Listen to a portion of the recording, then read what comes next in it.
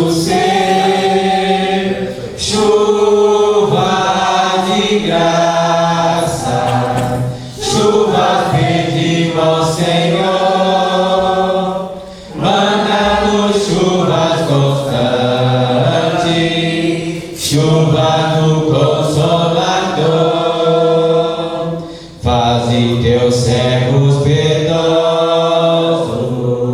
dai-lhes virtude e valor, dando teus dons preciosos,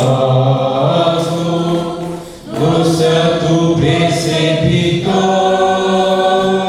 chuva de graça, chuvas pedimos, Senhor. Aleluia. Manda-nos chuvas constantes,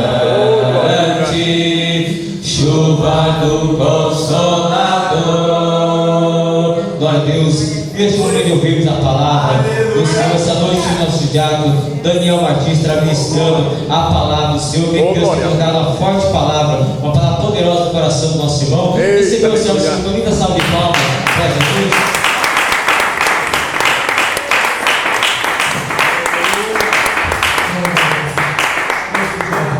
Quero saudar a amada igreja com a paz do Senhor Jesus. Amém. Dou graças a Deus por esta oportunidade.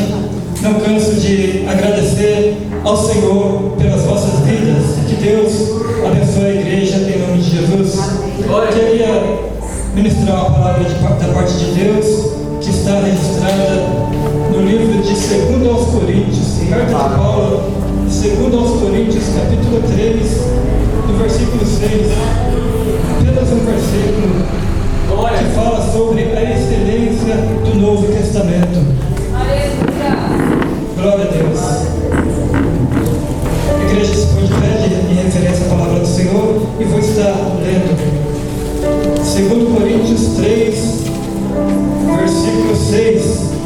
Pelo que também Deus nos fez capazes de ser ministro de um novo testamento, não da letra, porque a letra mata, mas o Espírito vivifica. Oramos ao Senhor. Senhor nosso Deus, nosso Pai Celestial, nós te louvamos e te glorificamos pela tua bendita palavra. Santo Deus, preenche o nosso coração, prepara, Senhor, nosso coração para ouvir a tua palavra. Santo Deus de poder e de glória, abençoa o teu povo, Senhor, pela tua divina palavra. Te pedimos e te agradecemos em nome de Jesus Cristo. Amém. Graças a Deus.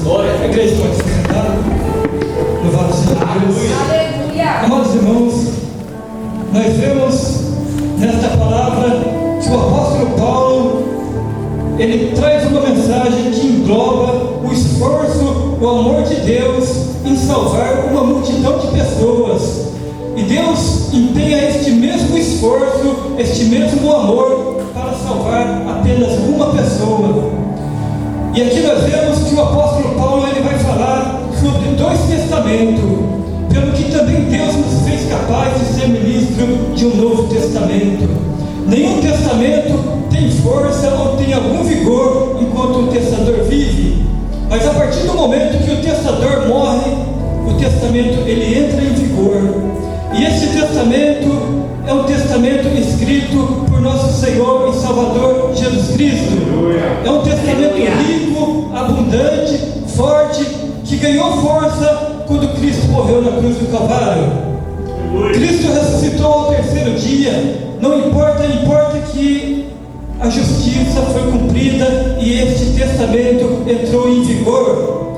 E o apóstolo Paulo, quando ministro do judaísmo, ele pregava um testamento que apontava a falha, o erro das pessoas, mas não oferecia o perdão. Aquele que transgredia a lei, aquele que era pego em falha, ele tinha que ser punido sem misericórdia. E nós vemos, amados irmãos, que Deus ele amou o mundo de tal maneira que deu o seu Filho unigênito para que todo aquele que nele crê não pereça, mas tenha a vida eterna. Assim, aleluia. E Deus prova este amor para conosco, sendo nós ainda pecadores. Aleluia. Jesus, aleluia, em uma de suas viagens na Samaria, ele foi impedido pelos seus discípulos, com os seus discípulos, pelo samaritano, de entrar na cidade de Samaria. Os samaritanos eles cometeram um erro, cometeram uma falha ao impedir Cristo, o Redentor, o Salvador, que viera abençoar e salvar aquele povo de entrar na cidade. Porém, Cristo amava o samaritano. Já os discípulos, eles não amavam o samaritano.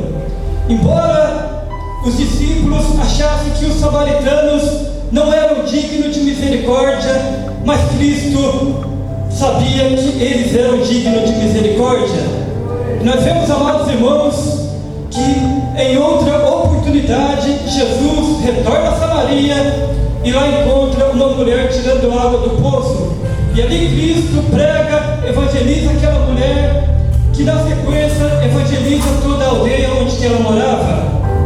Mais adiante, Deus envia Felipe a Samaria. Aleluia. E acontece uma conversão em massa de pessoas. Nós vemos, amados irmãos, que se lá atrás Cristo tivesse dado autoridade para os discípulos julgar o samaritano, os discípulos teriam riscado do mapa o samaritano. Então, amados irmãos, nós vemos que Samaria estava sendo abalado pelo poder de Deus. Deus havia propagado a sua mensagem, o seu evangelho, o seu amor para com aquele povo, porque Deus os amava. Aleluia. E da mesma forma que Deus empenhou todo o seu amor, todo o seu esforço para salvar aquele povo da destruição, Deus empregou o seu amor, o seu esforço, Aleluia. para Oh, salvar glória. uma pessoa Mesmo assim, aleluia. que estava lá no deserto. Oh, aleluia. Samaria estava sendo abalado pelo poder de Deus. E o anjo do Senhor trouxe uma mensagem para Filipe dizendo: desce até a faixa de Gaza que está no deserto. Aleluia. Não havia lugar no coração de Filipe para tal mensagem. No deserto não tinha ninguém e Samaria estava cheio de pessoas pelo qual Filipe pregava e muitos se voltavam para Deus. Mas Filipe, ele obedece à voz do Senhor e vai para a faixa de Gaza que estava deserta. Chegando naquele lugar, Filipe encontra um homem que vinha de viagem de Jerusalém para o seu lugar de origem. E nós vemos, amados irmãos, que aquele homem, conforme o costume, eles liam em voz alta. E aquele homem, aquele viajante, ele lia o capítulo 53 do profeta Isaías. Aleluia. Senhor, quem deu crédito à nossa pregação?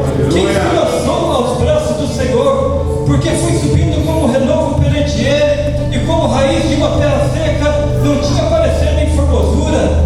Olhando nós para ele, nenhuma beleza vimos, para que o desejássemos. Era desprezado, homem de dores, experimentado no trabalho, homem pelo qual não fizemos Aleluia. dele caso Glória a algum. Deus. Aleluia. Mas ele foi ferido pelas nossas Oh, transgressões aleluia. e Grande morreu Deus. pelas nossas iniquidades. O castigo que nos traz a paz estava sobre ele, e pelas suas pisaduras foi sarado. E Filipe, ouvindo este homem ler o capítulo 53 do profeta Isaías, se achegou até este viajante e perguntou: você entende o que você lê?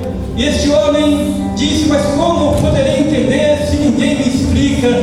E ali, amados irmãos, Filipe, ele anunciou Jesus, o Salvador do mundo. O profeta estava falando de Jesus Cristo, aquele que viera abençoar e salvar o que se havia perdido.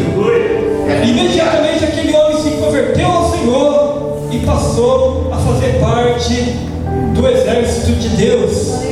Nós vemos, amados irmãos, ao longo da história sagrada, o amor de Deus, a graça de Deus, alcançando a vida daqueles que nada têm, daqueles que nada é.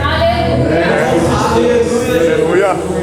Deus falou através da profetisa Ana uma palavra profética que aconteceu na minha vida, aconteceu na sua vida, que Deus levanta do pão caído e desde o esterco Deus exalta o necessitado e coloca para assentar sobre os príncipes. Havia um certo menino por nome Mefibosete, e este menino, ele sofria de uma paralisia, ele não conseguia andar porque ele tinha o corpo paralisado. Não se sabe muito a respeito de Mefibosete. O que se sabe é que ele era uma pessoa que tinha o corpo paralisado. Não se sabe se ele caiu ou a pessoa que tomava deixou ele cair e ficou nessa situação, ou se ele nasceu desse jeito. Mas a palavra de Deus nos revela que este homem, este menino, ele se torna uma pessoa adulta. E a pessoa que cuidava de Mefibosete certamente se aborreceu de Mefibosete e entregou Mefibosete à sua própria sorte. Colocou Mefibosete para morar numa cidade por nome Lodibar. Lodibar era uma cidade desprezível, uma cidade que tinha um nível social muito baixo, onde que as pessoas não queriam morar naquele lugar. E Mefibosete